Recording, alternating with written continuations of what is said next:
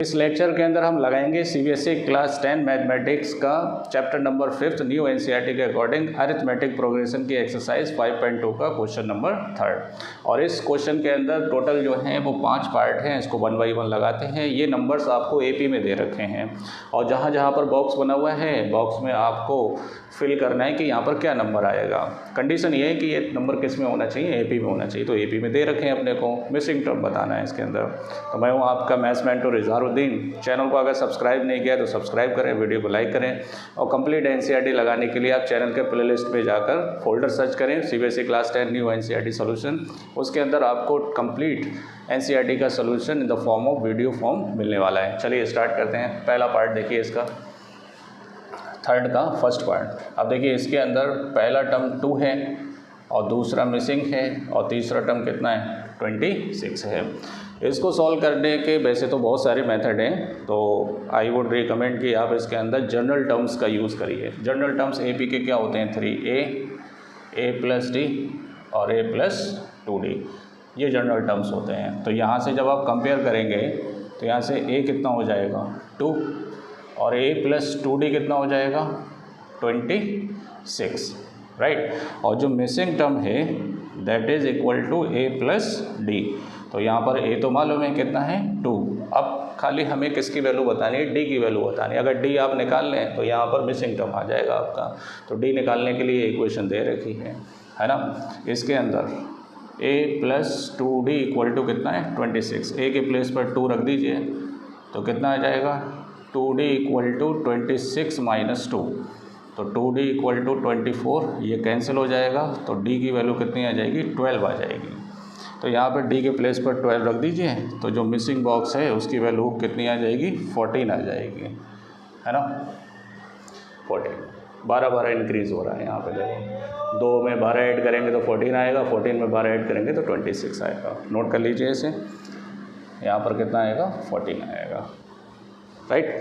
चलिए अगर फिजिक्स की प्रैक्टिस करनी है तो फिजिक्स के फोल्डर पे जाएं। उसके अंदर आपको PYQs, न्यूमेरिकल्स, कॉन्सेप्ट वीडियो सब कुछ मिलने वाला है अपने को।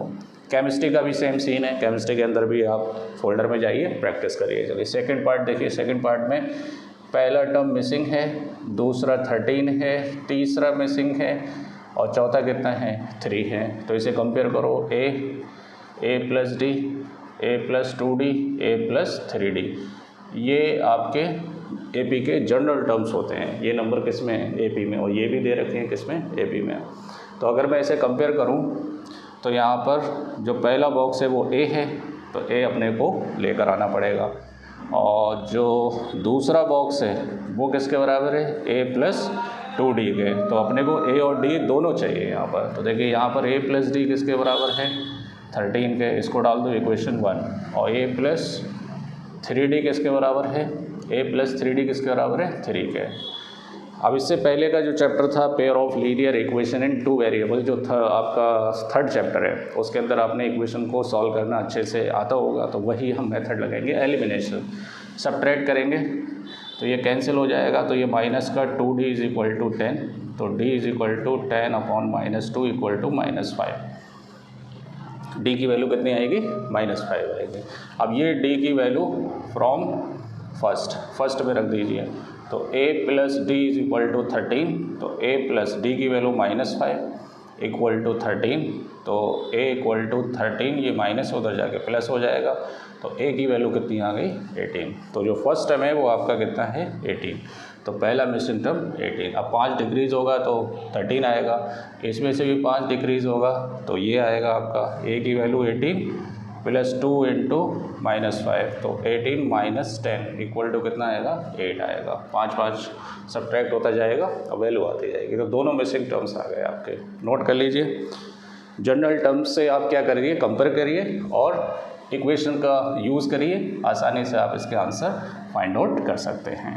चलिए 2 पार्ट हो गए आपके, ये भी हो गया और ये भी हो गया। थर्ड पार्ट देखिए। थर्ड पार्ट के अंदर पहला टर्म दे रखा है, दूसरा मिसिंग है, तीसरा भी मिसिंग है। ये मिक्स्ड फ्रैक्शन है, इसे प्रॉपर फ्रैक्शन में चेंज करते हैं। तो 9 2 18 और प्लस 1 तो कितना हो गया 19/2, राइट। कंपेयर करिए इसे a plus D, a plus 2d और a प्लस 3d। राइट, ये भी किस में है, AP में। तो यहाँ पे दो टर्म मिसिंग है आपके। पहला जो इसमें बॉक्स है वो किसके बराबर है, A+D के, और जो दूसरा बॉक्स है वो किसके बराबर है, A+2D के, है ना। तो A और D की वैल्यू फाइंड करनी है, आसानी से आंसर निकाल सकते हैं आप। तो यहाँ से A बताइए, A कितना है, 5 है, तो यहाँ पर A की जगह 5 रख दीजिए, यहाँ पर भी 5 रख दीजिए, प्लस का D आ जाएगा, तो आसानी से आप आंसर निकाल सकते हैं, है ना। अब D लाने के लिए देखो यहाँ पर A+3D किसके बराबर है, 19/2 के। A की वैल्यू रख दीजिए 5, 19/2, तो 3D इक्वल टू 19/2 - 5, 2 LCM आएगा, तो 19 - 10, तो ये कितना हो गया, 9/2। इधर देखिए, ये बॉक्स वो वाला नहीं है समझाने के लिए बनाया मैंने। यहाँ पर देखिए 3D इक्वल टू कितना आ गया, 9/2, यही तो वैल्यू आएगी। 3 से काट दो, 3 3 ज़ा 9, तो D इज इक्वल टू कितना हो गया, 3/2। तो D की वैल्यू 3/2 है, तो यहाँ पे D के प्लेस पर 3/2 रख दीजिए, और यहाँ पर भी कितना रख दीजिए, 3/2। तो 2 LCM आएगा, 2 5 ज़ा 10 प्लस 3, तो कितना हो गया, 13/2। यहाँ 2 से 2 कैंसिल हो जाएगा, तो 5 + 3 कितना आ जाएगा, 8 आ जाएगा। तो ये आपका 8 आ गया, और ये कितना आ गया, 13/2, ठीक है, 13/2, क्लियर। देखिए कैसे 13/2 का मतलब 6.5, 6.5 हो गया, है ना, और ये 1.5 है, तो इसमें ऐड करेंगे 5 में 1.5 मतलब 1.5 ऐड करेंगे, तो 5 और 1 6, 6.5 आ जाएगा यहाँ पर, है ना। आगे बढ़े, चलिए नोट कर लीजिए, इंपॉर्टेंट क्वेश्चन है, एग्जाम में पूछ सकते हैं मिसिंग टर्म्स करके, अजर्शन रीजन में पूछ सकते हैं कि इसकी मिसिंग वैल्यू इतनी है, तो चेक करिए कि है या नहीं है। अब आपका नेक्स्ट पार्ट पर आते हैं, फोर्थ पार्ट में। देखिए फोर्थ पार्ट में क्या है, इसमें अगर आपको जैसे इंडिविजुअल चैप्टर के प्रीवियस ईयर के क्वेश्चन चाहिए, या आपको MCQ चाहिए, या केस स्टडी चाहिए, तो आप इंडिविजुअल चैप्टर के फोल्डर में जाइए। जैसे अरिथमेटिक प्रोग्रेशन का अलग फोल्डर है, तो उसके अंदर NCERT के क्वेश्चन भी मिल सकते हैं जो इंपॉर्टेंट होंगे, अदरवाइज जितने भी PYQs होंगे वो आपको वहाँ मिलने वाले हैं, उनकी प्रैक्टिस कर सकते हैं। Not even for single chapter, सभी चैप्टर्स के आपको मिलने वाले हैं, है ना। और क्या चाहिए आपको बताइए, ये हो गया -4, दूसरा बॉक्स, तीसरा गजब, इसमें तो सारे मिसिंग है भाई। देखते हैं ये कौन है, A है, ये कौन है, A+D, A+2D, A+3D, A+4D और A+5D। ये भी नंबर किस में है, AP में है। 1 2 3 4 5 6 टर्म्स है यहाँ पर, है ना। तो यहाँ A की वैल्यू कितनी है, -4, और पहला बॉक्स जो है वो A+D है, ये भी नहीं पता है। दूसरा बॉक्स जो है वो A+2D है, ये भी नहीं पता है।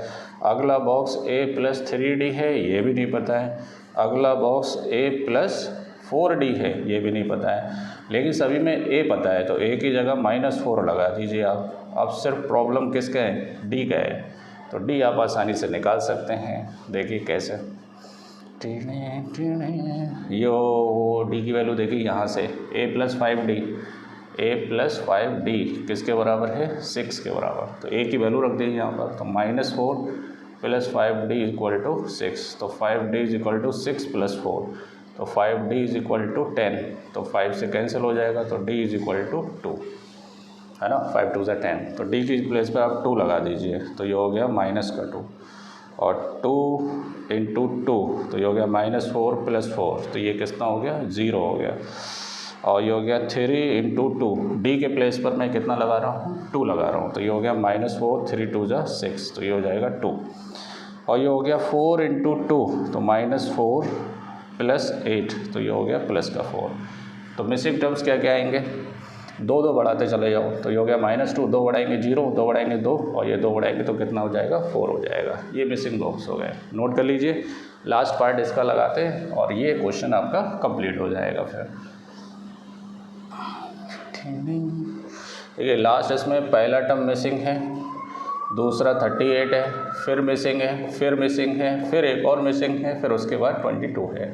तो ये हो गया A+D, A+2D, A+3D और A+4D और A+5D। ये नंबर्स भी किस में हैं, AP में दे रखे हैं हमने। वो पहला टर्म मिसिंग है, दैट इज़ A। और दूसरा बॉक्स जो है वो किसके बराबर है, a प्लस 2d के, और अगला बॉक्स जो है वो a प्लस 3d के, और अगला बॉक्स जो है वो है आपका a प्लस 4d।